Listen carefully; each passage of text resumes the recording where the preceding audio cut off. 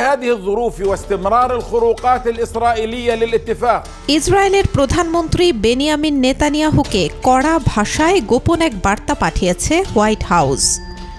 বার্তায় গাজা ইসরায়েলের সাম্প্রতিক এক হামলাকে যুদ্ধবিরতি চুক্তির লঙ্ঘন হিসেবে উল্লেখ করা হয়। গত সোমবার যুক্তরাষ্ট্রভিত্তিক সংবাদ মাধ্যম এক্সিওস প্রকাশিত এক প্রতিবেদনে এই তথ্য উঠে আসে।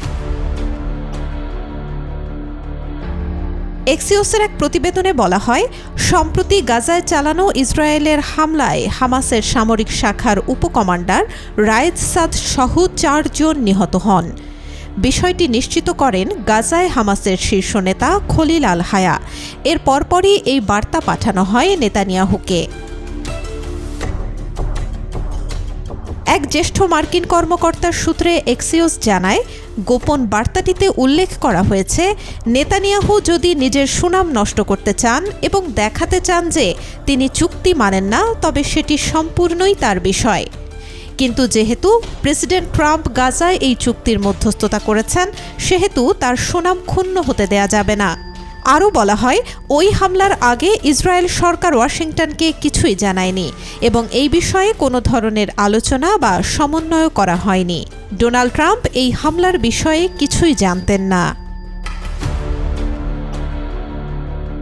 গাজায় গত 10 অক্টোবর থেকে যুদ্ধবিরতি চুক্তি কার্যকর রয়েছে, কিন্তু সেই চুক্তির মধ্যেই গত শনিবার এক বিমান হামলায় ফিলিস্তিনের স্বাধীনতাকামী সংগঠন হামাসের জ্যেষ্ঠ কমান্ডার রায়েদ সাদ নিহত হন আরও 3 জন।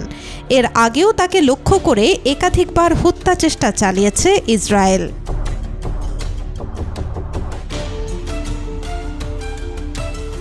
যুদ্ধবিরতি কার্যকরের পর থেকেই ইসরায়েলি সেনাবাহিনীর বিরুদ্ধে চুক্তি লঙ্ঘনের অভিযোগ উঠছে।